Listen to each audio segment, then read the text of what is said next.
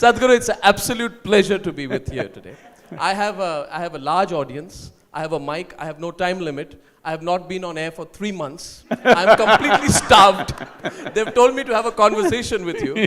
And there are some of my guests who come on my program who have been probably missing this. It's wonderful to be with you. I have spent some time with you one-on-one in the past. We've had conversations. The one thing which I've always found about you is that you're so normal. You're so... That's an insult. You're so See, this is I do a news program. You're turning this to an entertainment show. Can I please proceed? You're a wonderful person because I find you straight. I find you direct. I don't find you pretentious. I think you speak so much common sense. You say so many deep things in a very understandable way, which explains your popularity and why so many people have turned up this evening to listen to you. I was told that the theme of Rotary has been success, service, and spirituality. We'll try and start off by talking about that, and you can take it forward from there. What is more important, success, service, or spirituality? Choose one of them. If you're… whether you do spirituality or service, you want success in that also. You want to be successful. Sure. Because the very purpose of any human activity, whether it's something small that you do or something large that you do, something very simple as hitting a ball, you want to be successful. You don't want to do it in a goofy way. Even if you blow your nose and want to throw the tissue into the bin, you want to be successful. I'm saying something so silly. Also you want to be successful. The biggest human activity. This means somebody else says, you're doing things you're… But what happens when a person is individually successful but at the cost of others? I personally often think that people turn to spirituality as an alternative to their own success because they feel guilty about their own success and want to make up for it through spirituality. Let's understand what is spiritual process. If you're thinking in terms of spiritual process means you look heavenward, no. This has been cultured, these things we've picked up in the last few centuries, otherwise it did not exist in this country, of looking up, Upperwala, doing things. This is a huge problem, which I'm trying to change dramatically now. If little things go wrong in your life, you find one little person there and think it's because of him. If big things go wrong in your life, you find that big guy there and you think it's because of him. This guy is absent. It's time to bring this guy into account. He's been unaccounted man for too long. Small things, this guy, big things, that guy, what about this guy? It is time. My endeavor is to move people from religion to responsibility, because spiritual process means this. What you're referring to as spirit is that which is the basis of your body. When I say that which is the basis of your body, you were not born like this. You came with such a small one and now you become like this. If you put a banana into this, it becomes the same kind of body. If you put a chapati into this, it becomes the same body. So there is an intelligence and a dimension within us which builds you from within. How can any human being know life without addressing this dimension? What is sitting in the hood? Right now, there's an advertisement about the leather, about the woodwork. Systems, does it doing paintwork? That you just live with your body and your work and leather. Without taking… if you want success, it's very normal for human intelligence to question. Because you see people dying every day, somewhere or the other. Okay, when I fall dead, what? Beyond this body what? Before this body what? Is it not a very normal question? But because they messed you up telling you, oh, you came from heaven and you'll go back to heaven and this is what will happen, that's what… about things that they don't have a clue, everybody's talking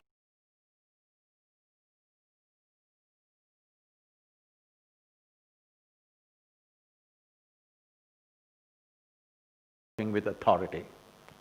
Because of this, now it looks like somebody has to guide you to a spiritual process. If you bring up your children without a single advice, if you're capable of that, it's very difficult, believe me. You know, when my daughter was just 3.5 months old, she was traveling with me. One hand on her and my right leg is always full down, and I drove across the country and she grew up like this with me till she's 5, till she went to school. Every day we are in a different home, staying with all kinds of people, everybody wants to teach her something. I said, one rule is nobody will teach her anything. No ABC, no 1, 2, 3, no Mary had a little lamb, because I don't care whether Mary had a lamb or not. So you won't believe, nobody taught her anything. By the time she's 18 months, she fluently speaks 3 languages because she's all ears, because nobody talks to her. She just grasps everything around her because nobody is teaching her anything. And she grew up like this, and when she was 12, 13 years of age, one day she came up to me. She just came back from school, disturbed about something there, and she said, you're teaching everybody so many things, you're not telling me anything. I said, well, I don't do anything unsolicited. Here you come now, let's see. So this is all you need to know. So what I want to know is how human you are. Let me tell you, this is how human I am. I haven't finished my question. No. I want to know how human you are, Sadhguru. Because… and the reason I'm asking you this is because very often we want to be guided by people who we feel have transcended the insecurities of humanity. So I want to know whether you're scared of something. I want to know whether you experience fear, and I would also like to know whether you have attachments. Can we start with the first? Let me finish this. This is not news hour, okay? When I'm telling you an answer, you can't ask me another question.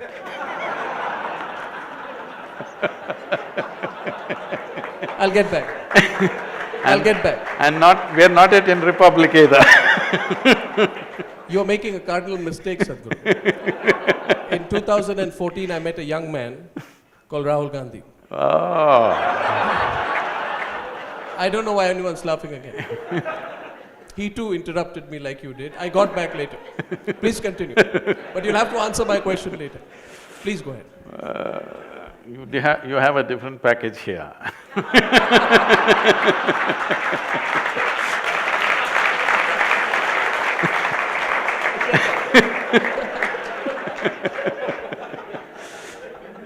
So, I will come to that. I'm very much going towards that.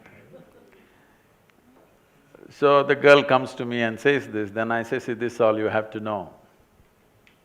Never look up to anybody. She looks at me, what about you, kind of thing. I said, not even me. Never look up to anybody.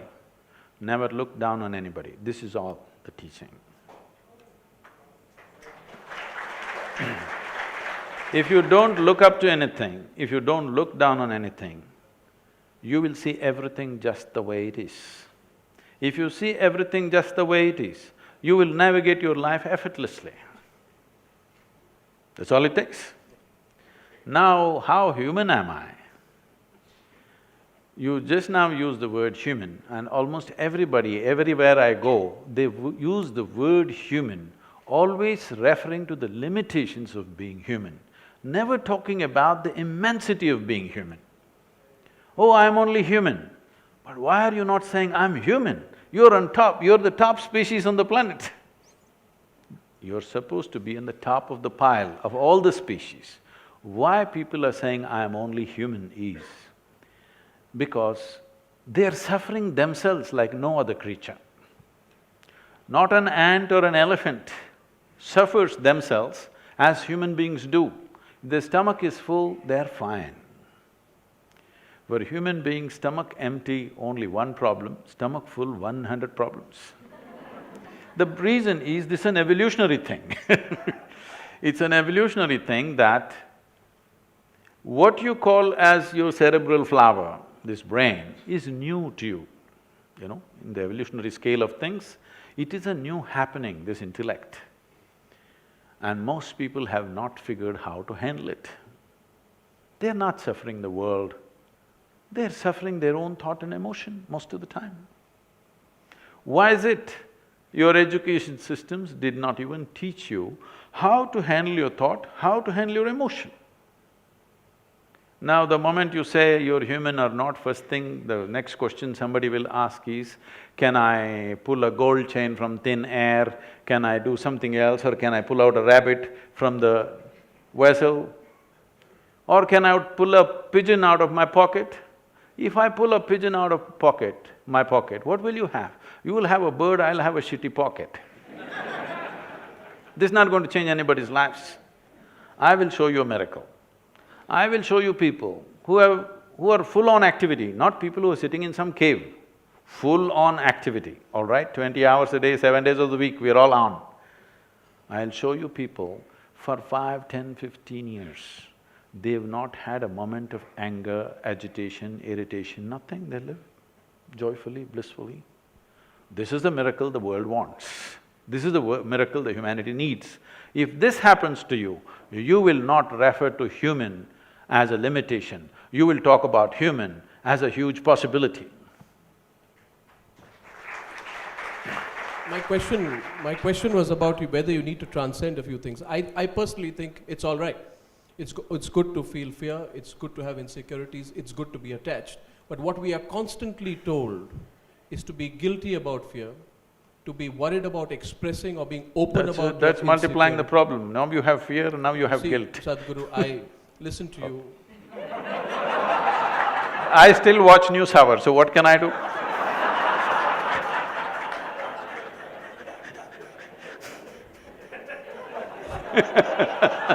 This doesn't usually happen to me.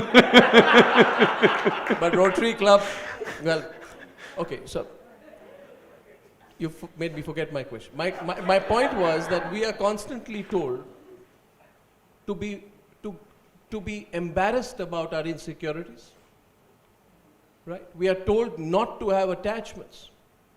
We are constantly told that in our lives and in our own Hindu philosophies and other philosophies to lose attachments. I want to know why this is necessary, which is why I asked you, because you were described as an enlightened soul, which I know you are. I asked you whether an enlightened soul like you feels insecurity, experiences attachment. See, why this has come up is because people have a selective sense of involvement. This is what I said when I said, do not look up to anything, do not look down on anything. This is because if you look up to something, you will exaggerate. If you look down on something, you will exaggerate the negative. The moment you look up to something, you will get attached to it. The moment you look down on something, you will get dejected by it in some way, disgust will come. So these emotions of fear, insecurity, attachment, detachment, everything is a consequence. Shall we handle the source or shall we handle the consequence? People are always busy handling the consequence. They're telling you, trim your fear. Can you trim it? No way is it going to work. Now you're flipping on the other side and saying, we need not be ashamed of it, let's have it. Is it a pleasant experience, I'm asking? Is fear, insecurity, guilt, whatever, is it a pleasant experience? If it's a pleasant experience, keep it, it's up to you. If it's an unpleasant experience, is it a choice? I'm asking you just this much. In the world around us, what happens? It's a different issue. World will never happen 100% the way you want it. Even if you're just two people in the family, still it doesn't happen 100% the way you want it. If it's 51% your way, you are the boss, okay? More than that won't happen. But what happens within you must happen your way, isn't it? If what happens within you happened your way, would you keep this blissful or would you keep this fearful or miserable or whatever? You wouldn't do that to yourself, isn't it?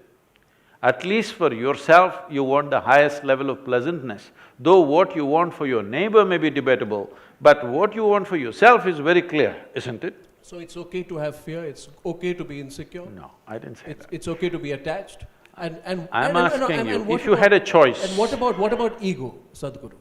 Fear, insecurity, attachment and ego. These are the four things, Sadhguru, that we are told to get rid of. Over a period of time, we are told that as you grow older and you learn more in life, you must learn to give away all four. Pardon me? Who is your guru? Who's?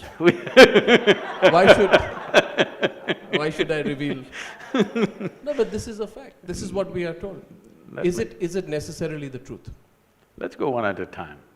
The ego. Everybody is talking about this. Right now, in any human being for that matter, if they do something wonderful, they'll say, I did it. If they do something nasty, it was my ego. So, Mr. Ego is a fall guy. Whenever you turn nasty, he's always there. But when you do good things, it's of course you, isn't it? I'm saying, let's become straight with life. That sometimes you're wonderful, sometimes you're nasty, sometimes you're joyful, sometimes you're miserable. This is your reality right now. You don't need a fall guy. This much sincerity we must bring into our lives, that what happens from within me is me and nobody else but me. If you come to this much, now if you see you're fearful or you're miserable or you're frustrated or you're depressed, if you see it's all because of me, would you not want to change it? Would you not want to change it? 100%. Now, I want to change it, how? Now you're asking for tools. That is why I'm here just giving you tools for transformation. Because tools are important in human life. As human beings, we are dominating the planet only because of our ability to use tools. Otherwise, probably a colony of ants or a pack of dogs could dominate human species. But we can use tools. The power of tools is such. Right now, if I ask you to unscrew a little screw in this furniture, you may lose all your nails, it'll not come out. You may lose some of your teeth, it'll not come out. If I give you a little screwdriver, it'll come out. So similarly, to handle the inner dimensions, there are tools. These tools… this is the USP of this country, which is all messed up right now, that people have not presented it properly. If I give you tools for transformation, the only thing is to learn to use the tools, that's all. You don't have to believe any philosophy, you don't have to adhere to any ideology, you don't have to look heavenward because you don't know in which direction it is. People are looking up. After all, you're sitting on a round planet and the damn thing is spinning all the time. If you look up, you're inevitably looking up in the wrong direction. Sadhguru, two simple questions. One is, when you experienced what you said, sitting on a rock, and you experienced enlightenment, we spoke about it once. You described it to me. Please don't think it's an absurd question. Why did it happen to you and doesn't it happen to others? A, what did you experience? And what do others have to go through that experience? Are you blessed in a different way? Why did nobody else go through that experience? Everyone seeks it. Well, everyone is not seeking it, nor was I seeking it. I was not seeking it. Tell me about it. I must give you some background. When I was just 4.5 years of age, I suddenly realized that I don't know anything. I don't know anything means I don't know anything at all. To such an extent, if somebody gives me a glass of water, I would be simply staring at the water for hours on end. I know what is water in terms of how I can use it, but I don't know what it is. Even today we don't know what it is. With all this scientific exploration, we still do not know what a single atom is. We know how to break it, we know how to use it, we know how to fuse it, but we don't know what it is. So, if I saw a leaf, I'm just staring at it for 5–6 hours. I sit up in my bed and I'm staring at the darkness for the entire night. My dear father, being a physician, thinks that I need psychiatric evaluation. You also beginning to think.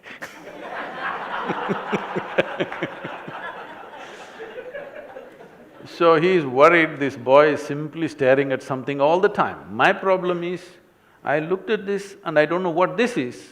I am not able to shift my attention to another one. What is this? What is that? What is that? What is that? By the time I'm 5, I'm a billion questions. And nobody seems to know anything. Initially, they were all comfortable, I thought, they all know, only I don't know. Then slowly I realized, they have made a deal with their ignorance. Ignorance. They've made a deal with their ignorance. They have all decided, this is how it is, we don't know, you don't know, it's okay, we'll all pretend everything is fine. I couldn't make a deal with my ignorance. So I just sat there staring at everything. In this condition, they sent me to school. My mother said, you must pay attention to the teacher. I went and paid attention to the teacher. The kind of attention the teacher would have never received in their life. Initially, I heard their words and sort of understood what they were trying to say. But after a while, I realized they are only making sounds. This will be very useful. They're only making sounds. I am making up the meaning in my head. When I realized, they're just, hour after hour, teacher after teacher, they come and make sounds and make sounds. I am making up meanings and meanings and meanings. Then I realized this and I stopped making meanings. I just paid attention to the sounds. After some time, it became so amusing, a big smile spread on my face. But they were not amused. Things continued like this. About 8, 9 years ago, the school where I studied over 45 or 50 years ago, they came to invite me for their 125th anniversary. I said, see, why me? Because I was not just a bad student, I was not even a student. I only went there when it was a must. They said, no, no, our school has produced union ministers, our school has produced test cricketing stars, film stars, you're the only mystic, you have to come. So I went. So I go there and stand up in the quadrangle to speak, and I look around, same oppressive buildings. Then I look like this classroom, suddenly it reminds me I'm 12 years of age. And those days I wouldn't speak for many days at a time, because when you don't know anything, what to say? So one afternoon, the teacher is trying to get a response from me. He's asked a question and he's waiting for a response. I simply look at him. I say nothing. He can't make out anything of me. And after some time, I don't even see him. It's like that for me. I know his past, present and future, but I don't hear what he's saying. After 35–40 minutes of this effort, he got so mad with me. He came and held me by the shoulder, shook me violently like this and said, you must either be the divine or the devil. I think you're the later. I was not insulted by this or abused by this. My problem was, what is this, what is that, what is that, what is that? One certainty was there, this is me. Suddenly this guy confused me about this also. I looked, is this divine, is this devil, what the hell is this? I thought this is me, this was okay till then. Suddenly I didn't know what is this. So I tried to stare at myself, it didn't work, so I started closing my eyes. What was minutes then went into hours, went into days, and that is my spirituality. And then what happened? By the time I'm 15, I'm almost ready to leave home for an armed struggle.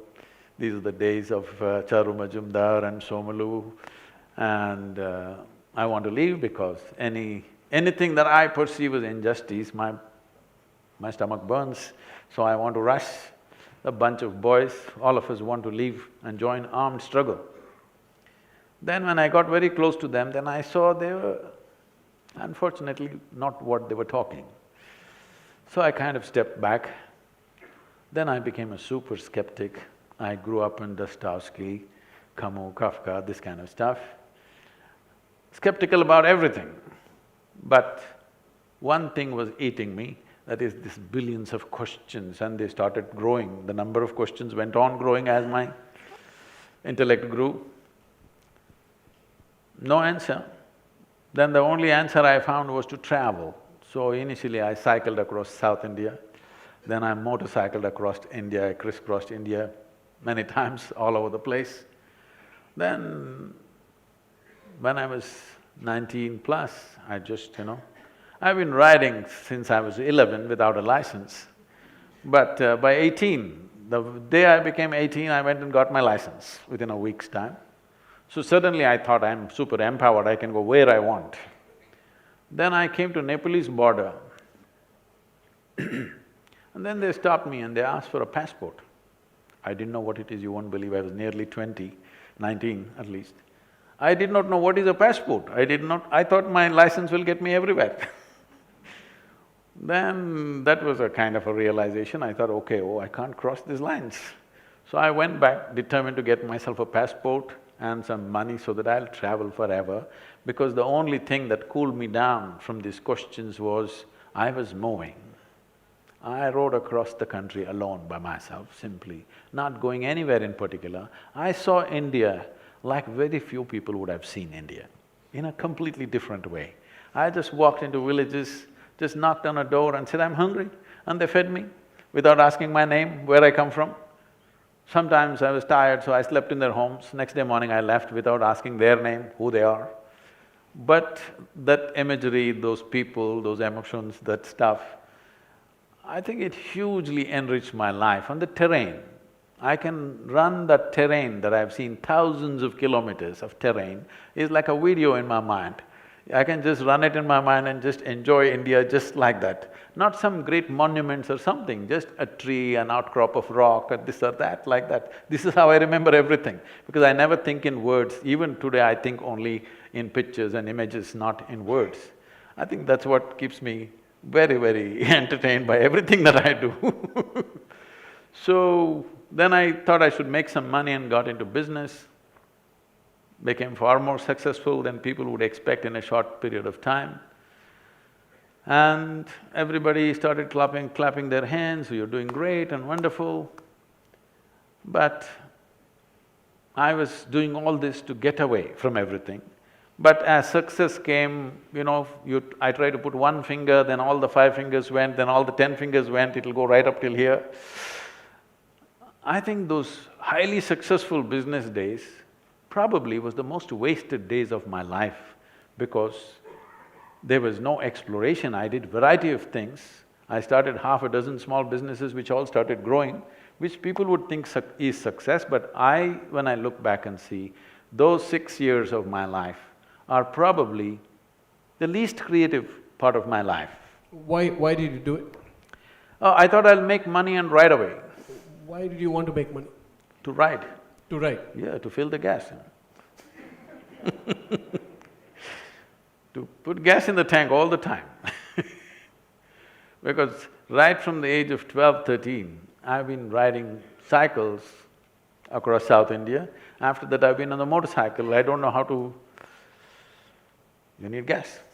So I thought I need money to really go away. So it caught me up, and then one afternoon, it's in Mysore city. How many of you are familiar with Mysore city? Okay. There's a little hill called Chamandi Hill. There is a tradition in Mysore, at least there was at that time, for the youth. If we fall out, we have to go up Chamandi Hill. If we have nothing to do, we went up Chamandi Hill. So that afternoon, between 2 business meetings, I just had about an hour and a half. Without even thinking, I just rode up Chamandi Hill. I have camped there, I have trekked this hill right from my childhood, I know this too well. So I park my motorcycle, climb up and sit on that now famous rock. But I'm telling you, the rock is not special. It's like the Bodhi tree, the tree became more famous than the Buddha. So, I just went and sat there, my eyes were still open. And suddenly I did not know which is me and which is not me. Till that moment, it was always very clear, this is me, that is somebody else. I have no issue with that somebody, but this is me and that's somebody else. Suddenly I did not know which is me and which is not me. What was me was just everywhere. the very rock upon which I was sitting, the air that I was breathing, the atmosphere around me, everything had become me. I thought this madness lasted for about 10–15 minutes, but when I came back to my normal state, it was about 4.5 hours. My eyes were still open. For the very first time in my adult life, tears. Me and tears were impossible. I lived like this. But tears to a point, my shirt is all wet. And every cell in my body is bursting with ecstasy. When I shook my skeptical head and asked, what is happening to me? The only thing that my mind could tell me was, maybe you're going off your rocker. Then when I shared with my closest friends, something is happening to me, it's too fantastic. That, come on, what did you drink? What did you pop? I saw there was nobody around me, nor anything in my mind to tell me what's happening to me. All I knew was, I've hit something which is a gold mine and I don't want to miss it for a moment. And I just discovered this. If I just sit here without messing with my thought process and my emotion, my entire system will burst out in ecstasy. And a few days later, I made a plan, because I thought I'm the first one to discover this at that time, because I had no spiritual… I'm not acquainted with spiritual traditions, I've never read a scripture in my life, till today I've never prayed to anybody or anything, nor have I attended any spiritual discourses or anything. So I thought, this is the first time, I know. And I made a plan, in 2.5 to 3 years' time, I'm going to make the entire world ecstatic. See, 35 years. Well, we have touched 150 to 200 million people, but that is not my idea of the world. Slowly, these days I've become wise. Now I realize so many people have so seriously invested in their misery. They are not going to withdraw their investment so easily. It needs so much coaxing and cajoling and life knocking them on their head. So many things need to happen to them, or you have to threaten them with death. Otherwise, they will not withdraw their investments, even though it is causing enormous pain and suffering to them. They are not willing to withdraw their investments in misery. So slowly we are working. I know I will die a failure, but a blissful failure. I've made a mistake, Sadhguru. My mistake is that I'm constructing a studio for our channel Republic. I constructed it in Lower Parel. Can you tell me the way to Chamundi Hill, please? I want to build my studios in Chamundi Hill. I'll also experience ecstasy every moment. I don't know about my guests. I can make it happen in wherever you are. This is fascinating, sir. Life changed after that. The most important thing is, the perception of who I am changed. I'm not talking the idea of who I am, the perception of who I am. I went up the hill as a smart young man, very cocky and confident about everything. I came down as real nothing. Just nothing means nothing was left in me. I remember that moment. I came down around 7:45, 8. It happens to be a Saturday evening. We are in a construction industry, and Saturday evening is the time when we give out labor to everybody. In front of our office, there are some 500 people waiting. And my partner, I come and park my motorcycle and I still got the engine revving. And I look in and my partner looks out and he can't believe on a Saturday evening I'm not there. He just looks at me like this. I just looked at this entire scene. This is something we built. Built means like every day from morning 5 to 11 in the night, non-stop, I was on sites building this company. I just looked at the expression on my partner's face, he just looked quizzically, what are you up to, why are you not here, kind of look on his face. And I looked at all these people who were waiting in lines for money, the cashiers were giving out money. I engaged the gear and I left. That was my end of my business. Then I loitered around the town because I didn't want to go home.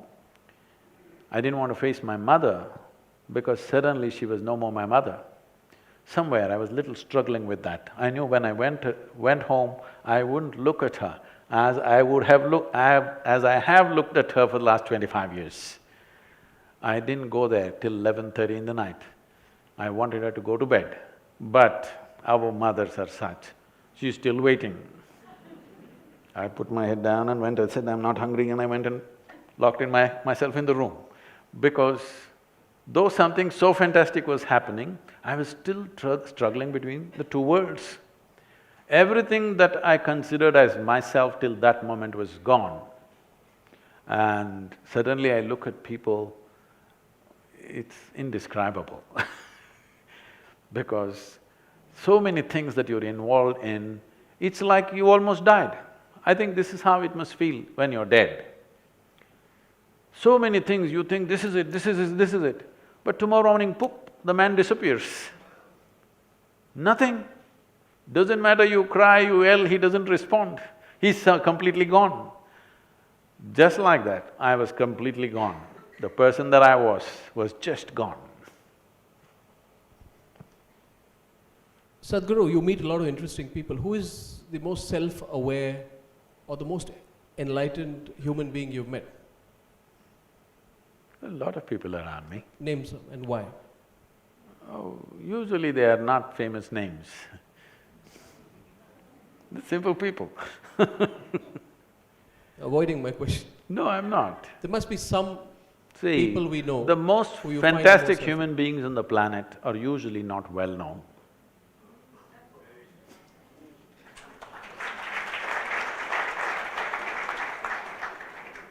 Because getting known in the world is a different business. Being wonderful within you is a different business. I'm doing everything possible to marry these two. What do you think about the state of the nation?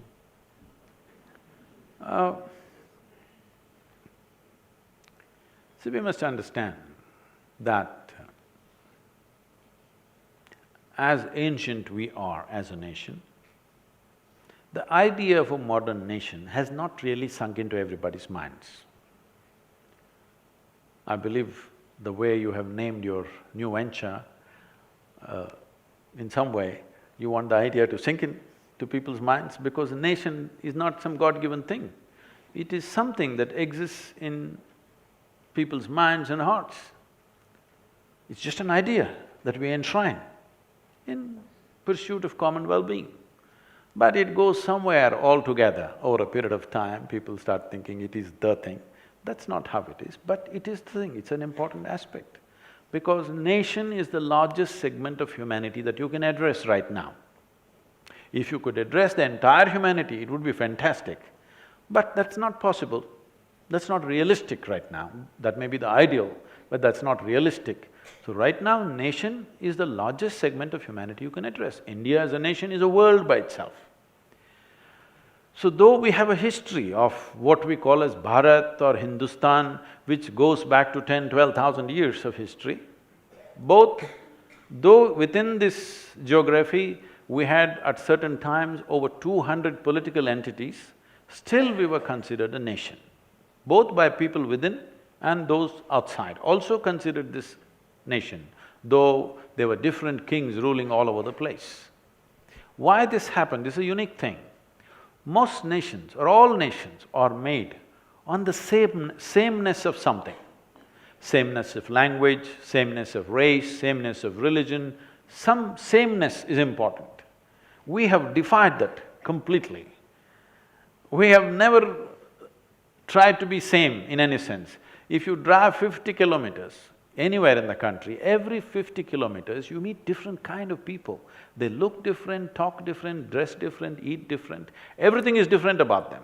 But still we have been a nation for over 10,000 years without maintaining the sameness. I think it's an extremely unique and fantastic happening which we must culture, nurture and preserve.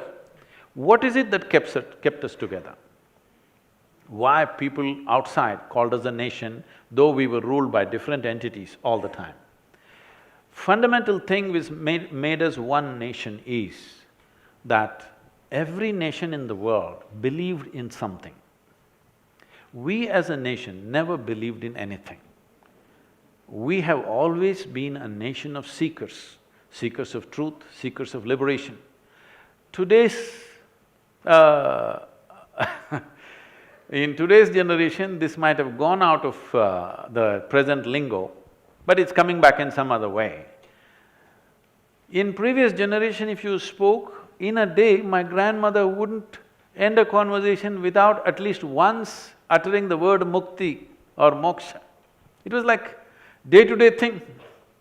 It's not like at the end of your life you're thinking mukti, or when you go to your spiritual discourse you're thinking mukti. No, in day-to-day life, in conversations, every day mukti, mukti. Maybe that is why today people are shouting azadi, azadi. Maybe it's coming back in another way, but… You've heard of the ongoing discussion on freedom of expression, and I personally felt pretty outraged last year when a group of people started to make it fashionable to speak against the nation. We saw the limits of the debate on freedom of expression last year. Sadhguru, my question to you is in the context of what is happening today. We've seen a little bit of that happen once again on the North Campus of Delhi University. In your view, why is it becoming fashionable for some people to run down the nation and then use that as an example of the freedom of expression? I find that hypocrisy. What do you think? Everybody is very freely quoting the Constitution. It is the Constitution of India which gives you the freedom of speech. You must stress on the word India. It is the Constitution of India, it is not some divine constitution which has given you this freedom. It is the Constitution of India which has given you this freedom. The moment you question that, then you have questioned the fundamentals of the making of a nation. See, religions have their own constitution. The only problem with this constitution is it's not amendable. A nation has a constitution, but if all of us don't like it, we can amend it. It's not given by somebody, we made it, we agreed to it, it's an agreement. Our constitution is an agreement among us. So when the freedom of speech was given, they put 8 restrictions. The Indian constitution puts 8 restrictions on freedom of speech. One fundamental restriction is, it should not question the sovereignty of the nation. The moment you question it, you're questioning the existence of the nation. Where does the constitution give you freedom? It doesn't make sense. So, these things are coming from a certain background. I'm telling you, I went through this when I was 13, 14. By the time I was 15, I was ready to pick up the gun. Because they have fiery talks every day, you know. Very insightful, not insightful, very inciting kind of talks. So fired up that you want to do something. And when you're young, you always think, violence is the solution. Those people who are talking about peace, they don't believe in it, they believe in violence. The moment you talk about breaking up something, there is going to be violence, whether you like it or you don't like it. If you don't have to go that back far in history, if you just go back to 1948, when the country was broken, because we didn't have the courage to fix it, we broke it, we're still bleeding. 500,000 people died, endless amount of suffering people went through, and still there are colonies both here in this country and that country which are still not sorted out. Yes? Still, even properties are not settled 70 years. How long do you think is human lifespan? Are we going to live for 1,000 years, that we're going to settle our problems over 70, 100 years? Still, both the nations are bleeding. When I say bleeding, don't think only of the human blood. What is the kind of investment we are making in our armed forces? Only because we broke this country, isn't it? Otherwise, everything could have been focused on the well-being of the people. I'm not commenting on this. Just recently when I was just reading the newspapers, I saw $28 billion for a missile defense system from Russia we're buying. We are buying much more. But I'm just saying, $28 billion, when I think about it, we could educate every child in the country, we could nourish every child in the country, we could do so much work. we could make sure people in this country live well. But we cannot do that right now, simply because we broke the nation. So if you talk about breaking it further, this will go on for centuries, because breaking will never be clean breaking, it'll not happen like that. When you break, somebody will be this side, somebody will be that side, so much human suffering, resentment, hatred, which you cannot solve. This line that was drawn just 60, 70 years ago, can you believe it is only 60 years? The level of hatred we have for each other. You can't cure this, isn't it? So, breaking is never a solution. It's better to sort it out.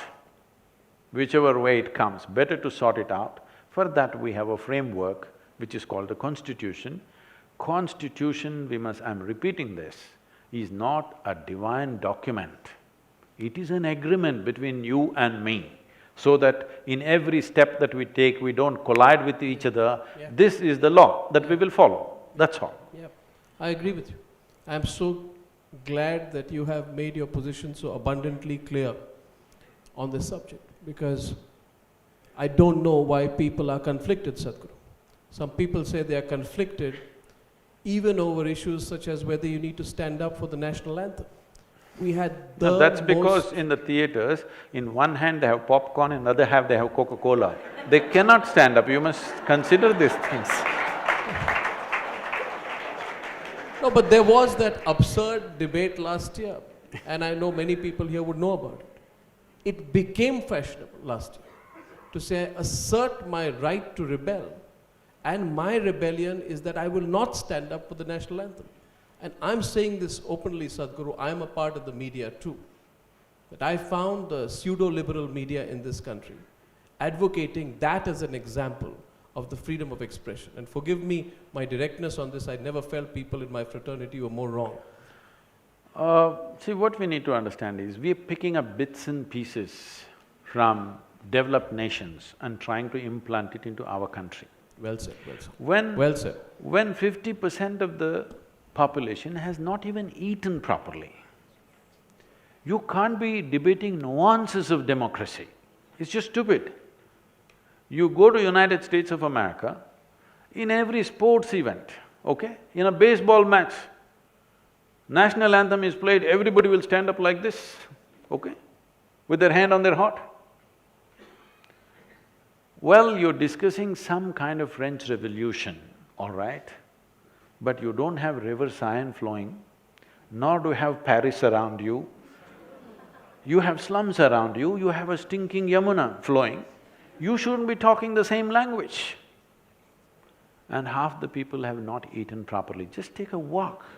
Just take a walk in one of the villages.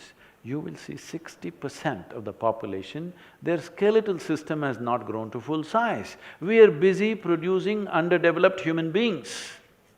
Substandard human beings you're producing, and you're talking about a great nation and fanciful ideas. This is not the time. When everybody is well-fed, when things are taken care of, then maybe you can talk about certain things. This is not the time. I don't agree with you, Sadhguru. I don't think great nations are built out of economic well-being. But that's my simple point of polite disagreement with you. I'm not saying economic well-being. Eating what I need to eat to sustain this body is not economic well-being, it is a fundamental right. Whether there is a nation or no nation, not just for a human being, not just for a human being, for every worm, insect, animal, bird, the basic sustenance necessary for their survival is the right of that creature, isn't it? So this is not about economic well-being, this is a must for every life. Every worm, insect, bird, animal, tree must get the fundamental nourishment.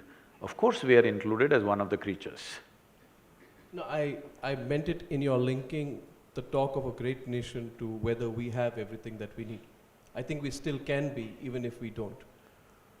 Sadhguru, with again, polite disagreement with you. What happened in Bangladesh after the famine also saw the rise of the greatest form of nationalism in Bangladesh. So, History teaches us different lessons at different points of time. I don't want to argue with you on this. We'll go aside and have an argument afterwards. My point to you, which provokes me to take this discussion further, Sadhguru. Why have we become, like, have we insulated ourselves? The better we do, the more we want to cut ourselves off from our own country and our surroundings. And I agree with your previous point. In 1997, Sadhguru, I was in NDTV. There was a story which came out, a reporter called Sampath Mahapatra called me. And he said that there is a story I want to go and report. And we needed approval from the headquarters to send the reporter down there. Sampath went there and he said there's a village where people are dying. We sent him there. When he went there, he said that there was an entire village which was dying. And the reason for that was horrifying. There was complete starvation in that village. There was a drought, there was no health facilities, there was not a grain of rice. So the people of this area, which is the KBK, Kalahandi, Bolangir, Koraput belt in Orissa, started taking the seeds of mangoes, putting it into muddy water and making a soup of it. That, because it was so hot, started becoming rotten. And so it was a rotten mango gruel that was prepared. And because they were so hungry, and no mother can see her child starve, they were poisoning themselves to death because they were so hungry they had to eat something. In my life, I remember at that time as a reporter, I stood outside gate number 1 of Parliament. I was so angry, and I confronted the then food minister, who said to me that इस बड़े देश में 20-30 लोग मर जाते हैं, आप बात का बतंगड़ बना देते हैं. And I was shocked and horrified, Sadhguru. Till this date, I feel, and people say to me, why do you scream so much? I say, because in this country, you don't yell, you don't scream, nobody gives a damn. I still do believe that in this country. We believe in that chalta hai attitude because we think everything's okay with us, why should we care about the rest of the world? We're growing, but the chasm in our country is also growing. Between the rich and the poor, between the haves and the have-nots, between those who have everything and those who don't have any shelter. And yet we feel happy enough to cut ourselves off from it. Is it true that we spend a large amount of our time cutting ourselves off from our own country? Is this not one of the greatest problems of India today? That we, the privileged sections of India, have cut ourselves off from the rest of India. And is there a solution for it? See, the question is not about the disconnect between the well-to-do and the not-so-well-to-do or the impoverished regions of our nation. We have not invested enough in the fundamental nature of our humanity. We've become many things other than being human. If you sat here as just a human being, it would be very natural for you that your heart beats for everything around you. But now you become so many things, starting from gender, language, culture, religion, race, ethnicity. In many ways we have identified ourselves. Because of these identities, all these identities give you a certain sense that you can undermine your humanity. You cannot undermine your humanity if you did not have these identities or if you did not give it too much priority. All of us have those identities at a certain level. Cultural identities are there, language identities are there, but they are not fundamental to us. Our fundamental nature is that we are life. If you sat here as life, you would reverberate with every life. Nobody had to tell you, you would be that way. But that has not happened. That is because we are an amoral country. We've never had codes of morality in this nation. We have always managed populations because in every generation, they were enlightened beings, hundreds of them. And so we managed human consciousness in a certain way. By making people conscious, we manage situations in a beautiful way. Wherever those people did not come or not enough were there, anarchy happened, chaos happened. because we have never had a set of morality. Because morality makes you act, but doesn't transform you. For example, I'm sorry, I'm not commenting on the theme of the club. For example, the word service. Leaving the theme of this. See, it's like this. If you… let's say there is a child starved out on the street. If you pick up the child and feed this child and take care of this child, you think it is service. But if you pick up your own child and do that, you don't think it is service. What is the difference, I'm asking? For one, your heart is beating, for the other, it is not. So the barrenness of heart is the basis of all this. We are always trying to do good. You don't have to do any good. You just have to become a full-fledged human being. A full-fledged human being means a natural conscious response to everything. And what best you could do. And that's all a man can do. That you're at your best always to everybody and everything. Are you doing the greatest? Maybe not, but I'm doing my best. If every human being does their best in every sphere of life, with every life that they come in touch with, something will happen. But above all, this is a more large-scale problem, that there is lack of planning, lack of policy, lack of corrections, and irresponsible population explosion. In 1947, we were only 33 crores. Today we are 120 crores or 25 crores. 4 times over in 70 years is irresponsible reproduction. This is not because we have over-reproduced, we must understand this. In 1947, the average life expectancy of an Indian was only 28 years. Today we are reaching somewhere 63, 64, which is a great achievement. We should further push it. But on an average, a woman used to go into pregnancy when she was 14, 15 or 16. Today we've pushed it to something like 19, 20 is the average when they're getting pregnant. So by the time she's 65 or 70, there are 4 generations behind her, or 3 generations behind her and 1 or 2 generations ahead of her. That means right now in many families there are 5 generations living. This is not good. This is very brutal what I'm saying, I know. But at any time, there is space only for 3 generations. Your parents, yourself and your children. There can't be 5 generations living. That's what is happening right now in this country and in many other places, especially in this country. 5 generations are living, so there is no space. Once there is such a load, people will keep their humanity in the attic and go about brutally.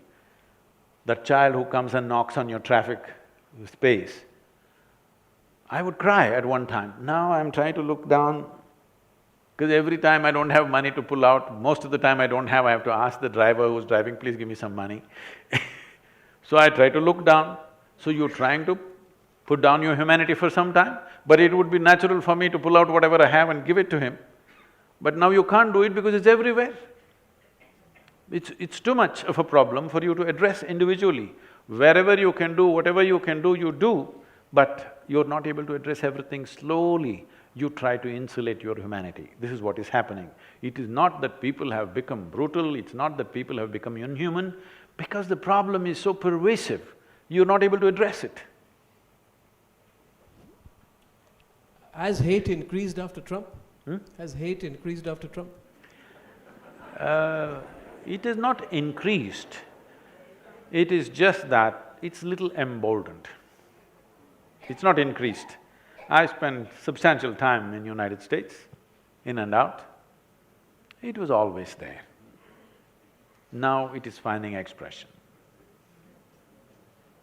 But I think that's a temporary upsurge, I think it'll control itself. Law enforcement will take charge after some time, they'll pick up a few people, handle that. But hate crimes have been happening all the time in America. Has Europe invited trouble on itself? You know, it's opened the doors, there's been a lot of immigration. They have not opened doors, they've closed all the doors, they've built fences. Now they are. They're just not allowing the media near the fences anymore. Or media also is part of it. They don't go near the fences, they only shoot the open spaces. Their cameras don't pick up the fences. Most nations have put up barbed wire fences wherever the migrants could come and they've stopped, all right? You can't blame them either because they're coming in millions. If millions of new people come with a completely different culture, a religion which they will not compromise, and they will not fit into your society, they will try to create their own society, local people will feel insecure. It is a multi-headed problem, it's not a simple problem. So this is why I'm saying for all these Azadi groups also, the moment you break the fabric of any nation, it doesn't matter how fragile, how ramshackle it is, the moment you break it, what comes out of it is such a thing that you cannot control it. See, if you had not bombed out these nations, if you had not bombed out Iraq, Syria, Libya, Afghanistan, wherever, if you had not done that, if you had negotiated and settled those problems to whatever extent, you can't fix all the problems, at least you could have contained the problems. If you had done that, these people would not be moving to Europe. Somehow they would continue to live because nobody wants to leave their place of birth and their parentage and everything just for nothing. When it becomes terrible, they want to go. But once the momentum starts, the things that I've seen in Europe, I cannot utter here, it's terrible. What these migrants are doing to themselves to earn just one meal is too horrible. The women are all on the streets, all kinds of people with children and everything, they're on the streets selling themselves because there is no other way to make a living. These are all people who lived reasonably well. Reasonably well means maybe not in the same level of economic well-being as the Western Europe, but they lived with some dignity, with some pride in their own lands. I drove from Beirut to Damascus to the Iraqi border, I just drove myself through the desert and fantastic country it was just 7 years ago, you know, really nice country. Particularly this city, Aleppo city, which is an 8,000-year-old city, this city was built on taxes levied on Indian traders. So you must assume, what is the level of trade that was happening between India and Damascus and Jerusalem was such, just by the taxes that the Indian traders paid, they built a city, a living city, 8,000 years old, one of the most beautiful cities, if you ask me. Today when I see on the news channels Aleppo, what is it? Is this a solution for anybody? So, you may have whatever, people earn Nobel Peace Prizes, but this is the kind of solutions they offer to the world. There was no need to do these things, there was a way to negotiate because of the simplistic, moralistic attitude that you have, that this is a good guy, this is a bad guy. This is basic stuff, good guy, bad guy business. And millions of people, over 1 million are dead, over 10 to 15 million are homeless. Nobody is counting these numbers really properly. But what's happened to Aleppo when I see on the screens, I can't believe it. This is a city that I enjoyed so much just 7 years ago. And the people were so wonderful. I'm not quite sure, you quickly passed through my question when I asked you about what happening in America, and you glanced it through and you said that it's a temporary phenomenon. No, I'm saying Sadhguru, nothing has changed as the news channels are trying to project. Suddenly America has changed, become a cauldron of hate. It's not true. Generally, there is a racial discrimination in the country. All of us face it somewhere or the other, especially me. I've not been shot at yet, but people have given me daggers. And so many things happen there, we just say, okay, this is how this country is and go on. America has the most beautiful aspects of life also and very extremely negative aspects also, because this is that kind of a melting pot, all kinds of people. Now those people, some of those people are feeling emboldened and they think they can act. But I'm telling you, they were acting even before. How many hate crimes have happened? Recently, in the last 1-2 years, you must have seen all these black people being shot in many places, they put it on the Facebook Live and all that stuff. But this has been happening all the time. Suddenly because of the Facebook you think it's happening. No, it's been happening all the time, now the world knows. Otherwise, the people who live there, they always know this happens all the time. Just look back at the statistics. Let's say in 2016, 2015, how many Indians, how many blacks, how many Hispanics have been killed? I don't think the numbers have changed. The reporting has changed. You're blaming the media for that. I'm not blaming the media. You're not blaming Trump. You're not blaming Trump, but you're blaming the media for that. I think Trump is emboldened us. I'm saying, yes, definitely his presence has emboldened them. But I'm saying, nobody needs to embolden them, they've been always doing it. Yeah. Maybe now they're uttering the words. They're not afraid of uttering the words because they think at the highest office there is support. Sadhguru, now let's look at a few issues that you've raised in the last 3 minutes. You say that, there must be a better solution, there must be no confrontation. Non-violence is not always the answer. No. I would argue. Yes. It's okay to say, it doesn't deliver results. No. In your view, can non-violence be an answer, for example, to jihadi terrorism? Not at all. So, if not so, then what I would like you to tell this audience is, dealing with one of the greatest individual constructs of problems in the world today, which is jihadi terrorism, in your view, Sadhguru, what is the direct antidote to jihadi terrorism? An immediate and quick solution to it. What is the direct antidote? That's what I'm doing, that's my work. But quick solution, I don't have one. There's no quick solution.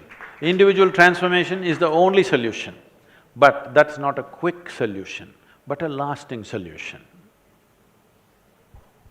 What is the solution to it? Let me rephrase that. What is the solution? I'm saying… How do you deal with it? If you were a world leader, Sadhguru, which you are in your own way, but if you were a political leader facing the problem of jihadi terrorism, what would you do to take it on? See, we must understand this. Though nobody wants to spell it out, nobody wants to say it, it is written not in one, in many religious books across the world, it is written clearly, those who are not like you deserve to be killed. Let's come to the point. I know, this may bring things upon myself, but it's okay. Not in any one book, in many books it is written clearly. Those who do not believe the same things that I believe must die, they are fit to die, they are unfit to live here. This is clearly there. So because people are claiming it is the word of God, they don't have the courage to amend the book. It is time that you take sensible part of people who believe in these books and say, see, if you edit these 10 pages, your book will become wonderful. The boys who carried out the Dhaka attack came from very elite families. Some of them spoke accented English. They simply wore black robes, called themselves ISIS, went into a cafe and shot innocent people. When a philosophy as dangerous as that, and I wouldn't use the term philosophy, when a belief as dangerous as that becomes as viral, as potent, it grows organically. ISIS then becomes a thought process, not even a terrorist organization. Then how do you deal with it? I need to correct that question a bit. It is not organic, it is very organized.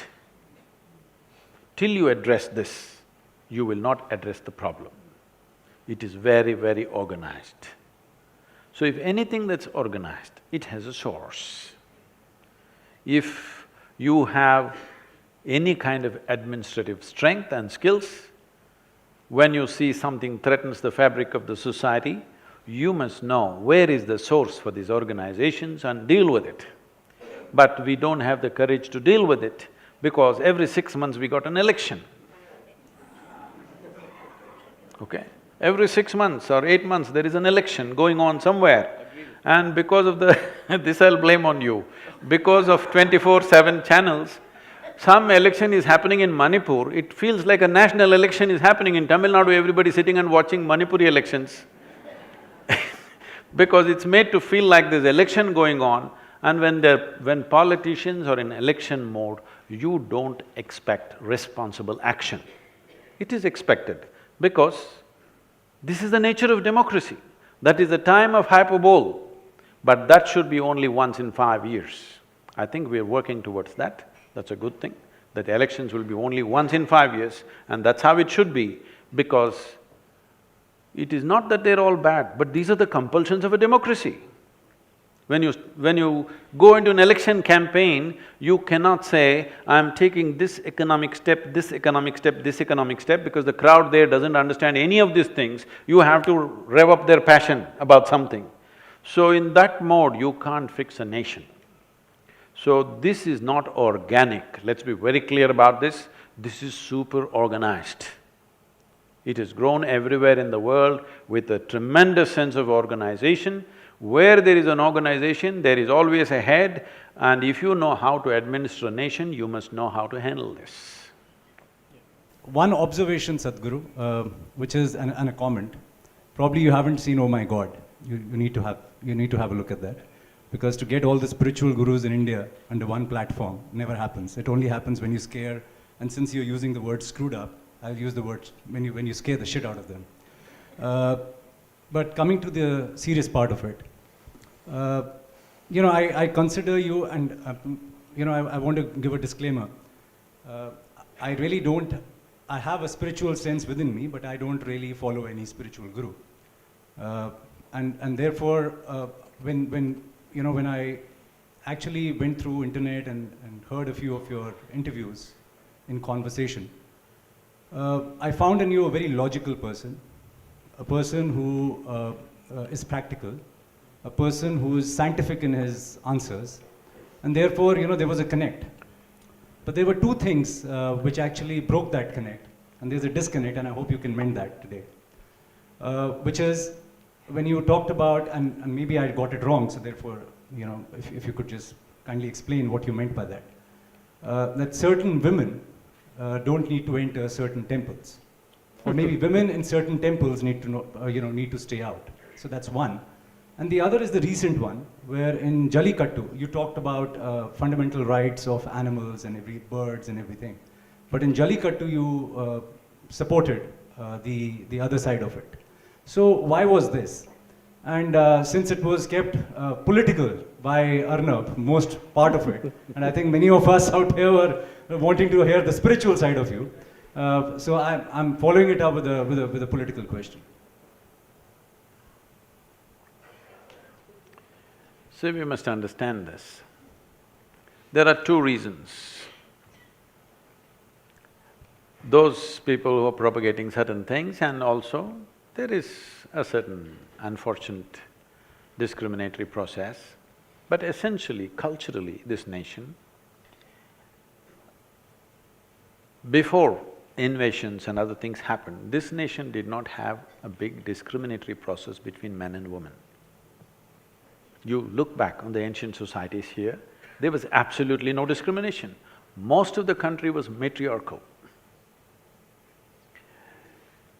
They obviously, because this is… you must understand, many things today are common between men and women, not because of liberalism, simply because of technology. Technology has leveled the ground in many ways. Your muscle doesn't mean as much as it meant 1,000 years ago.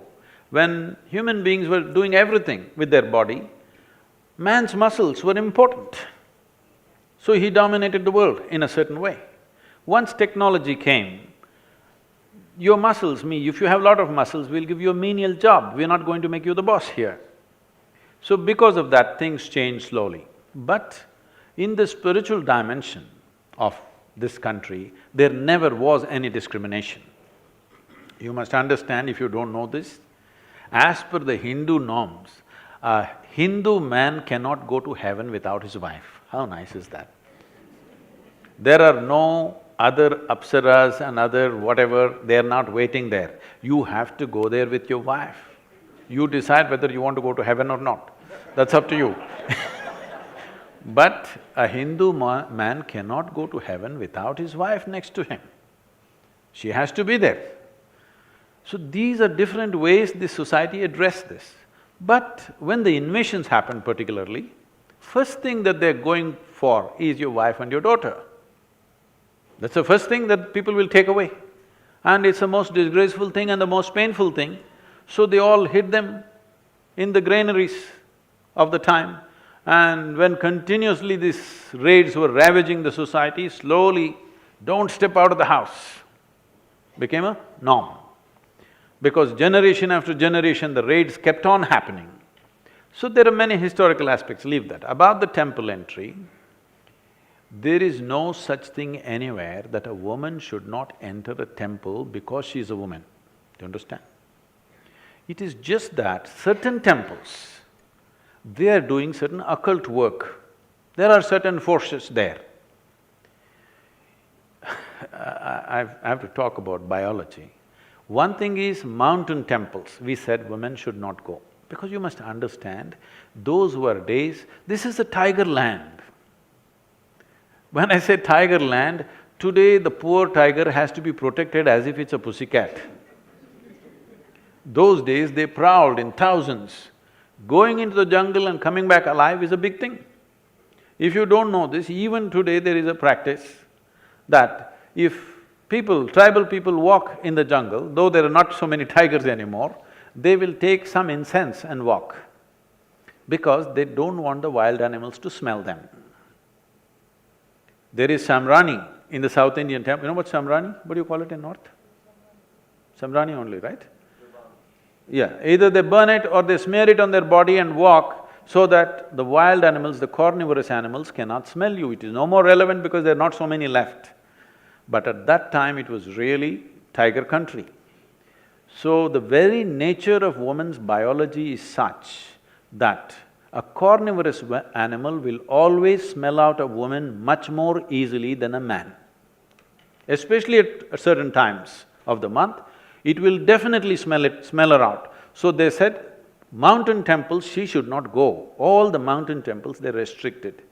Now those things are gone, women are equipped in a different way than the way they were at that time, and the wildlife is scant, it is very much possible to go. The other kind of temples where they were asked not to go were where they're doing occult work. When they're doing occult work, I'm telling you, whether you like it or you don't like it, maybe you are liberal, but you don't know the fundamentals of nature. The nature is such that when you do certain occult work, a woman is more susceptible to damage herself in such situation than a man. Even for a man, if there is any injury in the body, they won't let him into that place where they're doing occult because it will affect him. So, this was done with a certain care and concern, not as a discrimination. Today you're taking it up as a political activism and thinking everybody should go to everywhere, it's fine. Then the thing is, you should not do that kind of work because it'll be harmful.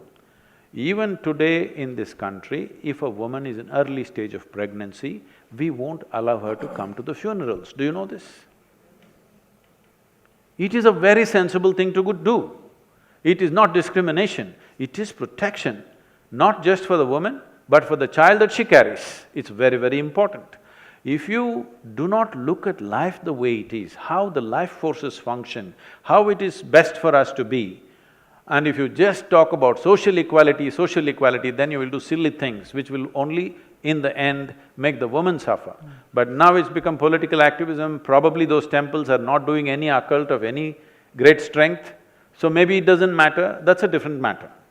But if you're talking politics, if you're talking about equality, there are only two places where you should be even concerned whether somebody is a man or a woman. What is in somebody's pants is not your business. Only in bedrooms and bathrooms you must be concerned about these things. Sadhguru, if I may, completely, totally, 1000% disagree with you. I have… in this country, the problem has been that a lot of people take upon themselves the responsibility of protecting women. Let me give you my perspective, Sadhguru. You see, in this country of ours, at one point of time, it was also told that sati is tradition. So we must… Shall I clear that? Now you raise something, shall I clear that? Let me complete the point. Let me complete the point. The second point is, there are no tigers who are going to eat women when they go to Shani Shignapur or Sabrimala. By your own argument, there was a rationale, you say, for not letting women, a logical rationale for not letting women into temples earlier. That rationale doesn't exist today. It doesn't, that's what I'm saying. So then change the rules, which have been created. I'm saying just that, where it comes from and where when situations change, we have to change the norms accordingly, that's what I'm saying. So Sadhguru, And anyway… No, Sadhguru, see, look at how unfair this is. In this country, there are women who can be divorced on WhatsApp with triple talaq, on WhatsApp. That's another matter. No, it's the same matter. In this country, you must understand the sensibilities of people today. They are going to question what is injustice. Definitely. A woman is being kept out of a temple because she is told that she is impure. By the definition of what is pure and impure, if it doesn't apply in today's context, then we need to give voice to that. All I'm saying to you, Sadhguru, is another point of polite disagreement with you, and we will never agree on this point. We'll come to the agreement, disagreement. Is that things have changed? I know this personally, Sadhguru. I have some understanding of the pulse of this country. We did a campaign called the Right to Pray. I wish, Sadhguru, you were there with me when phone lines were opened, when people, men, women, children from all over the country called up and said, what happens in Shani Shignapur, Haji Ali or Sabarimala is unfair. That is a perspective which must be understood. See, that's all I'd say. Please, if you… But we'd go the thing into is, another I know you are in a certain profession where you only ask questions, but you must listen to what I'm saying. No, Sadhguru, let me tell you one thing. Let me finish. You asked a question, right? No, Sadhguru, let me tell you one thing. Please understand that the logic is also understood by people, and the right to question what is wrong is essential to my profession. Yes. The day I stop questioning what is I'm wrong… not questioning that. Then I will not be true to my profession. I'm not questioning that. But I'm telling you, please, because what is simple, basic logic and in how many ways life happens are two different things. Whatever we did to protect from wildlife and stuff is not relevant anymore because women are not in the same condition, they're equipped in many different ways. Going up to hill temples would be very much possible, that's not an issue at all. But where there is genuine occult, I would still not send my daughter there or anybody that I know, because this, even for a man, if he's in a certain condition, it'll affect him if he's not of a certain nature. But woman is much more susceptible to this. Is such a thing happening in a temple or not is a questionable thing. But this is not about protecting a woman from somebody, because this is the nature of our biology, we cannot ignore it, all right? Now, talking about sati, nobody can endorse such a thing. Talking about 3 words will dismantle your marriage because 3 words may happen in moments of anger and disagreement and something and it's over, this is another thing altogether. Sati as a thing came up again when men were killed in battle. When men were killed in battle, when other people entered the towns, what happened to the women was worse than death. Because of that, they got into this mode, when my husband who is a soldier dies, I kill myself because what happens after that is worse than death. So that came from that and somebody exploited and stretched it, well, we stopped that reasonably, I think almost totally stopped that, that's a different thing. If you think I'm speaking for not equality of women, I don't want to say anything, I don't want to defend that, because my life is not about looking at someone as man and woman. As I said, only in a certain context of our life, we have to recognize the gender of a person. The rest of the time, why should we even recognize the gender of a person? A human being is a human being. Only in certain aspects of our life, somebody is a man, somebody is a woman. All the time thinking, I am a man, you are a woman drives to madness. I'll make this pass, but I'll just make one observation. If you say you have to enter heaven with your wife, you can enter heaven with your wife, but you aren't enter a particular temple with your wife, I don't think that's fair. No. I take the next question. No, you can't have the last word on that. You can't have the last word on that. I won't have the last word, I'll give the question there. I only mentioned the heaven business, not because I believe there is a heaven. No. did not talk about the heaven because I think there is a heaven and you're going to heaven. I know you're not going to any such place. But I am saying the society and the culture tried to control the natural urge for a man to dominate the woman with these kind of things. That's all I said. Sadhguru, you talked about self-enrichment and self-consciousness, and you were going to give us some tools. I think we all got distracted. None of us have heard about the tools that you could offer us.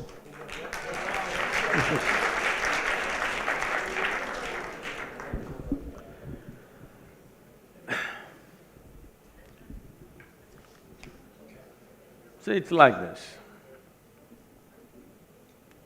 The nature of your existence, your experience and your perception is right now like this. You know that you're here right now because you can see, you can hear, you can smell, you can taste and you can touch. Suppose right now you just dozed off a little bit.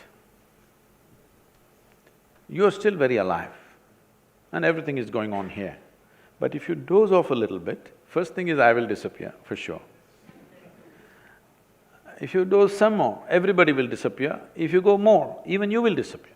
This is the nature of human experience. Simply because the five sense organs have shut down. Suddenly the world is obliterated, even you're obliterated. Or in other words, your entire experience of life right now is limited to five sense organs. These sense organs, in the very nature of things, cannot see anything the way it is. They can only see everything in comparison. You know what is light only because you know darkness. You know what is sound only because you know silence. You know this only because of that. Because, see, right now if I touch this, my hand says this cup is cool. No, it is not so. It is because of the way my body temperature is, I'm thinking this is cool. If I lower my body temperature and touch this would be warm to me. So your entire perception is by comparison. Perception by comparison is good enough for survival process. It is not good enough for knowing the nature of life. It will help you to survive in the world. These five sense organs will help you to survive in the world, but it will not give you any sense about what this life is about. So if you have to know life the way it is, not the way it's projected to be. When I say not the way it is projected to be, see right now, let's say you're 6 feet tall. Now, in this society, you stand like a tall man, you walk like a tall man, you feel like a tall man, you are a tall man. You went to another society where everybody is 8 feet tall, suddenly you feel like a short man, stand like a short man, walk like one and feel like one and you are one, isn't it? So what you know by comparison is only good enough for survival in a given situation. It is not good enough instruments to know life in its essence. So if you want to know something more, you have to enhance your perception. Right now, everything that you carry in your mind as information is all these comparisons and half bits and pieces. When I say bits and pieces, right now you can see this part of my hand. That means you cannot see this part of my hand. This is not just with my hand, even if you take a grain of sand. If you see one part, you cannot see the other part. This is the nature of human perception. When this question came up, when Arnab asked this question some time ago, when I was a child, I stared and stared, trying to bend my perception around this because I can see only a part of it. How to see the other part? You won't believe this. By the time I was 11 years of age, I would walk in the jungle alone by myself for 3 to 4 days till my bread lasted, alone. And I learned to see in the dark absolutely as good as the animals. And not just walking, I caught dozens of snakes in the dark. They couldn't believe that I can see as good as them, but I could pick them up because it is just a question of enhancing your perception, and a human being is capable of this because on this planet, we have the most evolved neurological system. But because of cerebral activity, which is new, evolutionary scale, it is a new happening. Because of that, we are too enamored with our thought and emotion, we don't feel so many things. But actually, you have a better neurological system than any creature on this planet. Do you agree with me? But if you want to smell something out, you'll bring a dog. If you want something else, you look at something else, because they don't have this thought process. They're able to just be keen on how they perceive their senses. But human beings' ability to sense anything has gone down because they are completely going on with their own thought. Their own thought and emotion keeps them busy for their entire life. Their psychological reality has overshadowed their existential reality. This is the biggest problem. So when we talk about life, we are not talking about a psychological space. Today if you say life, if somebody says my life, you are supposed to think he's talking about his work, he's talking about his family, he's talking about his car, he's talking about his wealth. He's not talking about life. Life means this, what is throbbing inside and keeping this alive right now. This is life, isn't it? But when people say life, you're supposed to understand that he's not talking about life, he's actually talking about his job or wealth or money, a business or something. Because your idea of life has become purely survival. The idea of evolution or the possibility of this evolution is that a human being is capable of rising beyond their survival process. This is the reason why survival doesn't fulfill you. For every other creature, their survival requirements are taken care of, they're just fine, they have no other issue. Eating, sleeping, reproducing, their life is complete. Till these things happen to you, you think these are big things. But once they happen to you, they don't mean anything. You want something more to happen. If that something more happens, you want something more. If that something more happens, you want something more. If you look at this, what you want is not more, what you want is all. And if you want all, you should not go by extending physical boundaries, because physical can never be all, isn't it? You're desiring for the infinite, but you think you will get there by counting 1, 2, 3, 4, 5. No, you will only become endless counting. You will only become endless counting. Now, because we are looking at everything in comparison, in many ways we have fragmented the world, even our own species between men and women, and everything is divided because we are perceiving everything through sense perception, we don't have a life perception. So if you have to transcend the limitations of your senses, it is not that senses are bad, without that you wouldn't even know that you exist. Senses are fundamental, without it you cannot survive. But once you're human, survival is not good enough, something more needs to happen. For that something more, some striving is needed. You must look at this properly. Anything in your life which is about survival has come to you just naturally. See, suppose you got lost in a jungle as an infant, no contact with any human society. Something edible came in front of you, would you first try your ears, then your nostrils, then your eyes and accidentally find your mouth? No. Anything concerned with survival, you just know, isn't it? But you wouldn't know how to read, how to write, language, this, that, many other things you would not know. Because anything beyond survival will not come to you unless you strive for it. So, to turn inward, that means, why I'm saying turn inward is because these sense organs are essentially outward bound. But the experience of your life is happening from within you. Do you see me? Hello, all of you? Do you see me? Even if you're not listening, it's okay, but do you see me? Can you use one hand and point out where I am? You got it all wrong, you know, I'm a mystic. No, this light is falling upon me, reflecting, going through your lenses, inverted image in the retina, you know the entire story. So where do you see me? You see me within yourself. Where do you hear me? You hear me within yourself. Where have you seen the whole world? Within yourself. Everything that ever happened to you, light and darkness happens within you, pain and pleasure happens within you, joy and misery happens within you, agony and ecstasy happens within you. Just about anything that ever happened to you happened only within you. You have never experienced anything outside of you. Right now, if somebody touches your hand, you think you're experiencing their hand. No, you're only experiencing the sensations in your hand, isn't it? Now, your entire experience is within.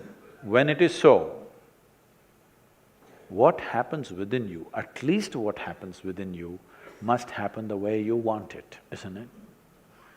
If you happen just the way you want it, would you keep yourself in the highest level of pleasantness or unpleasantness? Pleasantness. The choice for yourself is definitely pleasantness.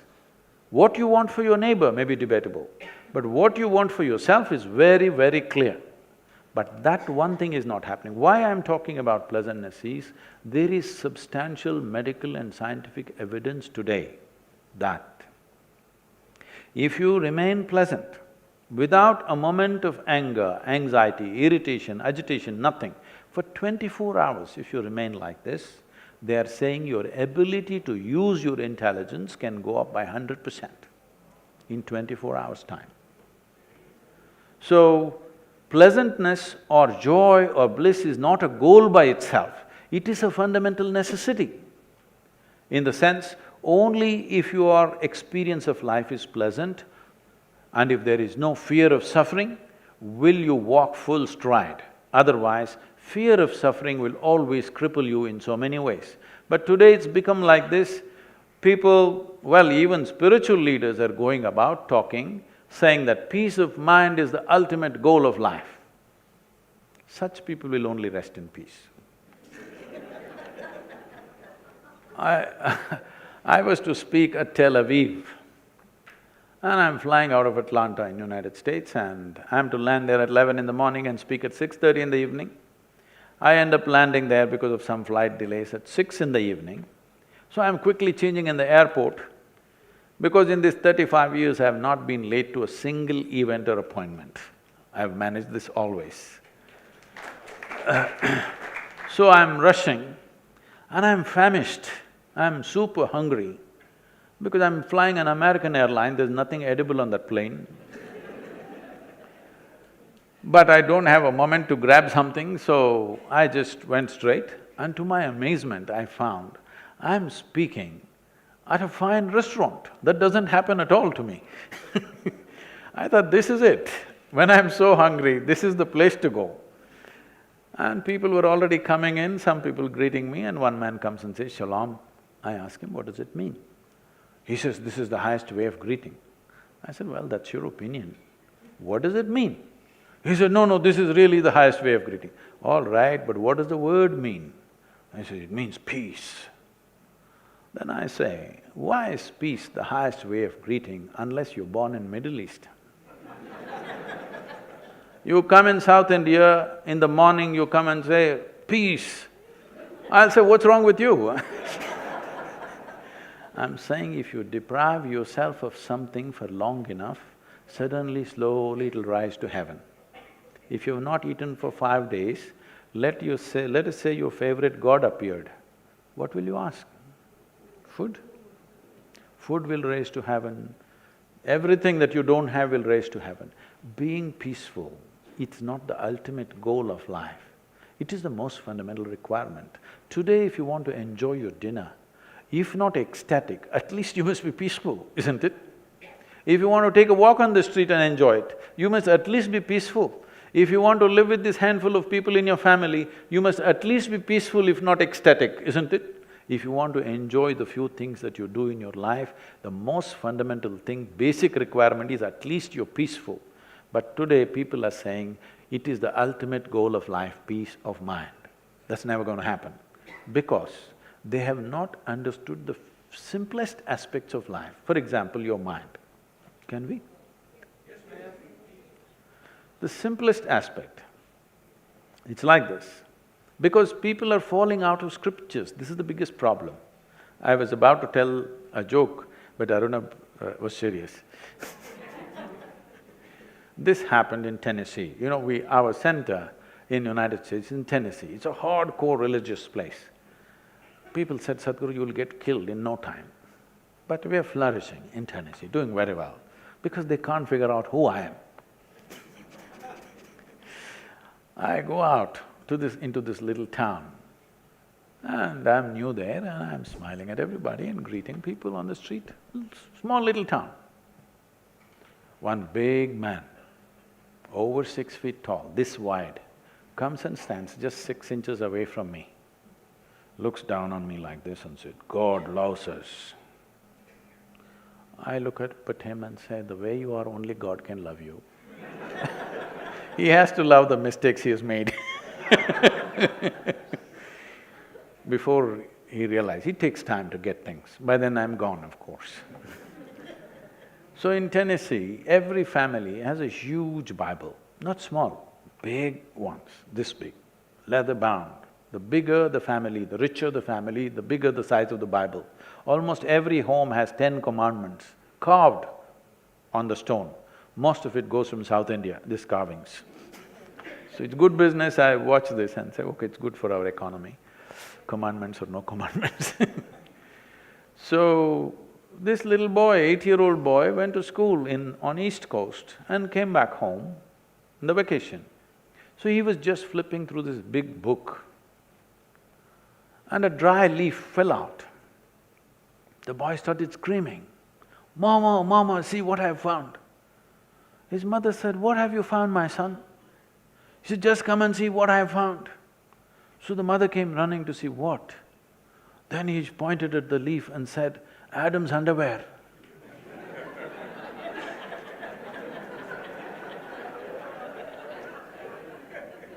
So a lot of people, the reason why something so simple and life-oriented has become complicated is because people are falling out of scriptures. What is it that makes you think 1,000, 2,000, 5,000 years ago, people were far more intelligent than you and me? Why is it so? Is it not such a retrograde step that you think people 1,000, 2,000, 5,000 years ago were much smarter than you and me? Is it so? Is it in line with the evolutionary process, I'm asking? No. But this is the thing we want to change. Today, with everything around us, we handle it scientifically using various technologies. It is equally important that you handle your inner nature scientifically, in a logically correct manner and with tools. Now your thing is, give me the tools. These are subjective in nature. If it was a screwdriver, I would have come with a bag full and given it to you. This is subjective. What is subjective means it is something within. Right now, everything of you is outward. That is, all your 5 senses are outward bound, isn't it? You cannot turn them inward. You can't roll your eyeballs inward and scan yourself. You can hear this, so much activity here, you cannot hear this. An ant crawls upon this hand, you can feel it. So much blood flowing, you cannot feel it. In the very nature of things, your sense organs are outward bound. If you want genuine tools of transformation, I would say, if you dedicate 28 to 30 hours of focused time, okay? 28 to 30 hours of focused time, we will give you tools to experience or touch a dimension which is inward. Inward is not of thought, inward is not contemplation. What you call as mind and body is very outward, because body is something that you accumulated over a period of time from outside, isn't it? The soil that you walk upon is what is sitting here as the body. If you get it now from me, your life will transform. Otherwise, one day you will get it from the maggots. Yes. What you call as my mind is also an accumulation of impressions that we have taken in. This is accumulation of food, this is accumulation of impressions. But between these two heaps of impressions and food, somewhere there is something else which makes all this happen. If that comes into your living experience, then you will not need any guidance from anybody.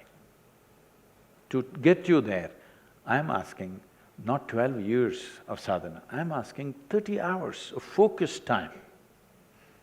You must do that much to yourself. You deserve that. Thank you. Sadhguru my question to you.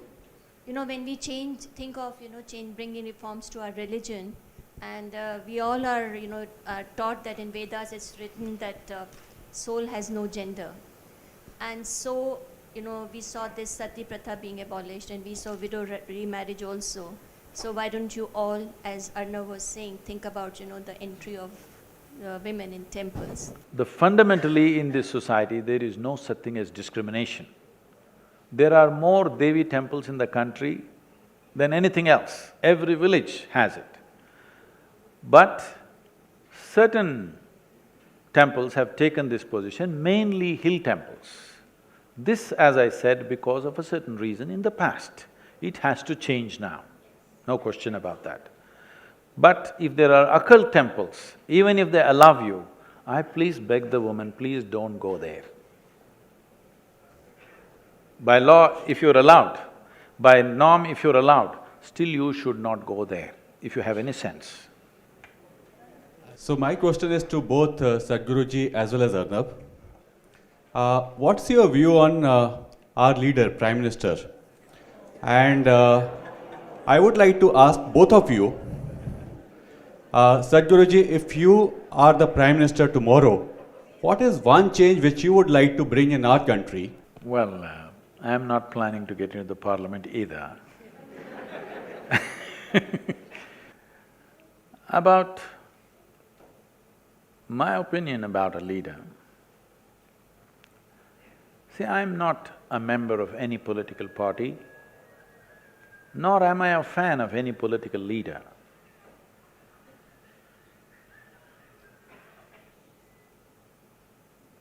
Nor am I a fan of any political leader. But I have to say this,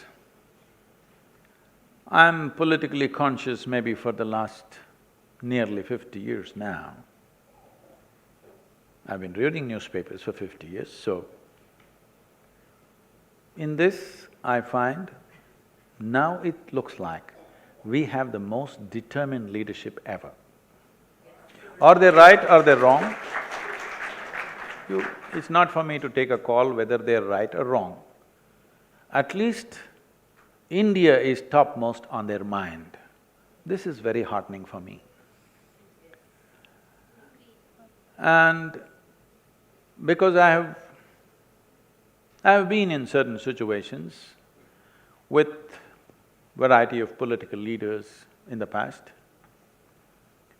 it always scared me that for 24 hours if you're with them, they don't have one single thought on their mind today what they can do for this country sitting in such a responsible position. Which kind of, really shook me. How is it somebody that is heading a nation with such a huge population and 1 million problems doesn't think today what can be done? At least today you have a leadership where nation is on the topmost in their mind. But do we have to agree with everything that they do? Not necessarily. Can we disagree with them? 100%. We can, if what is being done is not right for the country. Arnab spoke about this prior today morning also where I was telling them, nation is an idea. Without bringing pride and emotion towards that, you are not going to make it happen. This is a crime we've committed. In 1947, when there was a euphoria of emotion and thing for the nation, people are willing to die for it, that was the time to enshrine the nation in everybody's hearts. We did not do that. We had fanciful ideas and we did not know what to do probably. In retrospect, in postmortem, we can say many things. We don't know what was their mindset and what was happening, whatever. They lost control over that, they lost that opportunity. Whenever there is strife in a nation, that is the time when you can once again reshape a country. When people are comfortable, unfortunately, most people will not be conscious. We have to build a humanity which will be in utmost comfort and still conscious. That is when we really build a good nation. But still we are in a place where unless we are in a strife, we are not conscious of the larger well-being of what needs to happen. So, in many ways, today, even if there is no real strife on the street, there is strife. Arnab is going to be active in 2 months. Small issues. When I say small, I'm not saying small in significance, I'm saying small in size. See, a child falls into a tube well, it is small in size but not small in significance. A life is a life, okay? If it is my life, it's significant. So it is the same way it's significant for everybody's life. It may be small in size, but it is significant for what it is. So like this, there are 1,000 issues in the country, and for the first time we have mediums through which all these issues can enter everybody's heads and everybody can think about it. So there is strife, there is going to be strife in this country. When I say strife, don't think something has to happen on the street. No, it needs to happen. Strife needs to happen in people's hearts and minds. So that is anyway going to happen. When this is happening, this is the time to build that sense of pride. But pride should not become prejudice. It's very important to build that pride in who we are and not developing prejudice against those who we think are not part of us. This is a very subtle process which needs to be done. Is there some ideal way of doing it? No, we will have to mess around with it. That's the only way it will happen. But a new generation is coming, young people, whose thought process, whose way of looking at life has changed in many ways. Today, for the first time in the history of humanity, more human beings are able to think for themselves than ever before. Whether they're thinking right or wrong is not the debate, but they're thinking. At one time, a scripture would think for you, a guru would think for you, an elder would think for you, one man in the village would think for you. Today, everybody is beginning to think for themselves. Once this happens, people will become in such a way, unless something is logically correct, they cannot swallow it. If you make them swallow it, they cannot digest it. This will happen. Right now, you are still a generation who's still willing to acknowledge an authority and try to digest something which is not logically correct. But your children will be such, even if God comes and speaks, if it doesn't make sense to them, they will reject it. So well said, so well said. We are just on the verge of that. So this is a time, this is a good time, because now we are moving to a place where only truth can be the authority. Authority cannot be the truth anymore. Doesn't matter where the authority is coming from. This evolution is anyway going to happen in the next, in my estimate, I'm saying somewhere between next 20 to 40 years' time, all the heavens will collapse. When I say heavens will collapse, do you know what's in heaven? You must know. In Hindu heaven, the food is very good. If you are a foodie, that's where you must go. Nala himself cooks for you, the best chef. In another place, there are those white-gowned ladies who float around, legless ladies who float around in the clouds. If you like that kind of ambience, you go there. In another place, you will encounter virgin problems. If you like that, you can go there. But what do you have to do to get there? This happened in Alabama. You heard of Alabama? It's a special state in America. In a Sunday school teacher was going on full fire. And in his rhetoric, he asked, "What do you have to do to go to heaven?" Little Mary, who was sitting in the front row, said, "If I scrub the church floor every Sunday, I will go to heaven." He said, "Absolutely." Another little girl stood up and said, "If I share 50% of my pocket money with a less privileged friend, I will go to heaven." Correct. Another little boy said, "If I help other people, I will go to heaven." Correct. Little Tommy in the back bench stood up and said, "You gotta die first."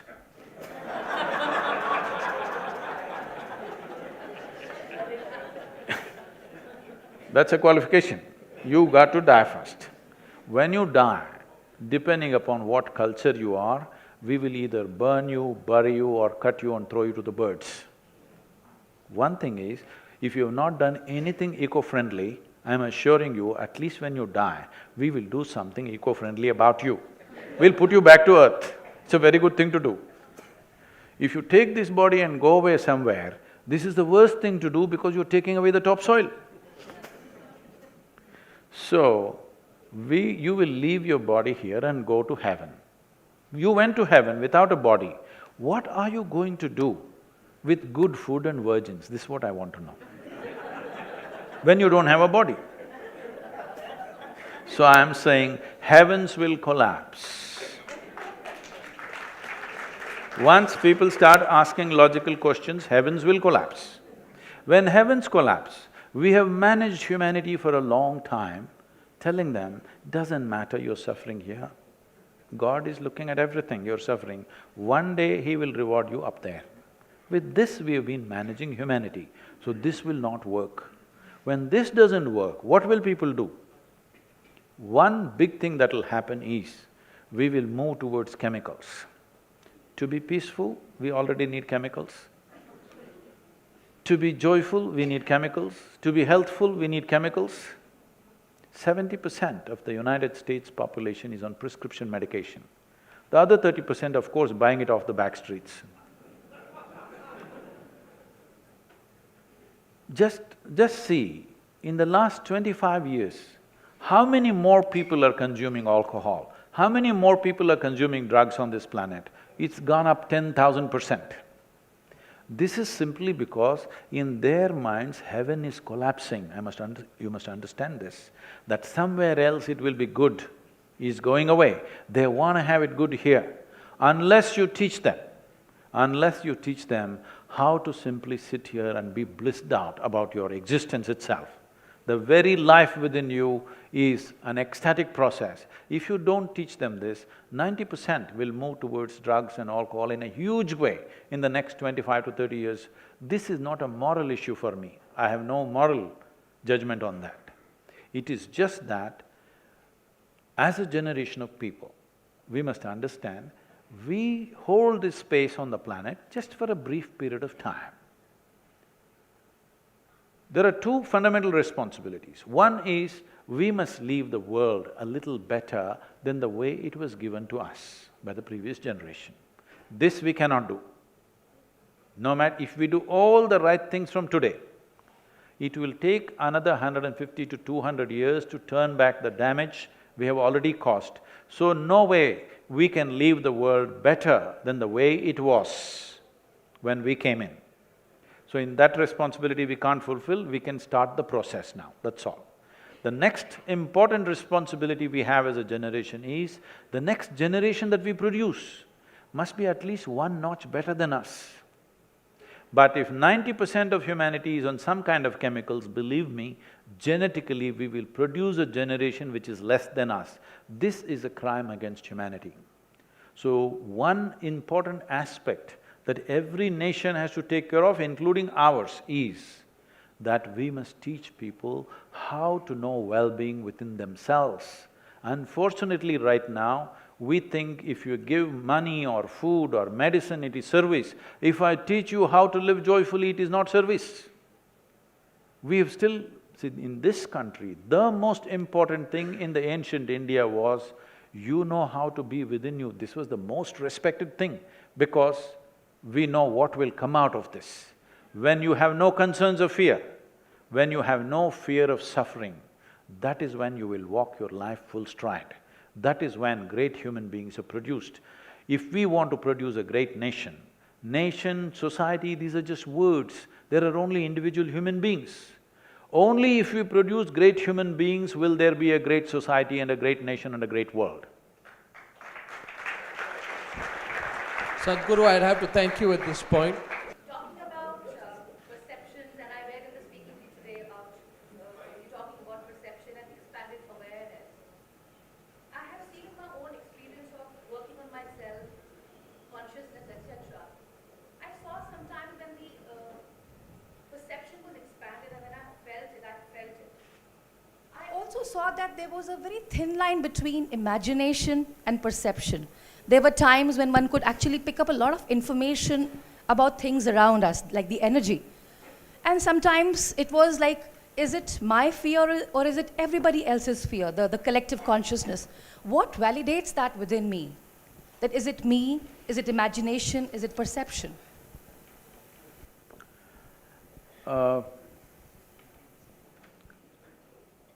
See, there are 5 dimensions of receptivity in the human being, or 5 major points of receptivity in the human brain itself. These 5 dimensions are referred to as centers of sleep, centers of imagination, centers of memory, centers of right perception, centers of perversion. Everything that comes to you, how you perceive it depends on through which center you took it in. You will see if you have 2 children at home, same genetics, same food, probably went to the same school, one goes like this, another goes like this. You can't figure, how did these 2 people come from the same father and mother? Because it is the way they perceive it, from where they receive it. Same things, if you receive from different dimensions, it becomes different things within you. This is the reason why this may look like a little thing, but I'm telling you, this is the reason why forever they've been stressing on a live guru, because when you walk a terrain that you're not familiar with, it's best to have a guide who's walked the terrain. See, every year I trek in Tibet and Nepal. This Sherpa who walks with me, he's illiterate, he doesn't know anything, spirituality, nothing. But we're going in the mountains, there are 2 pathways, he just says, I just go behind him. If I think I'm much smarter than him and I say, no, like this I will go, maybe that's my last day. You understand? In the mountains, he is the boss. He knows the terrain, he's lived there, he's grown up there, he has a certain sense. With all my education, I have a sense of direction, I'm an aviator, I have a certain sense of direction, I know the mathematics, I know the geometry of it, everything. But still, when I'm in the mountains, if he says, I go this way. He doesn't even care to tell me, Sadhguru, come this way. He just says, I just follow him. It's sensible to do that. When you're walking in unfamiliar terrain, that's the best thing to do. Thank you. Thank you.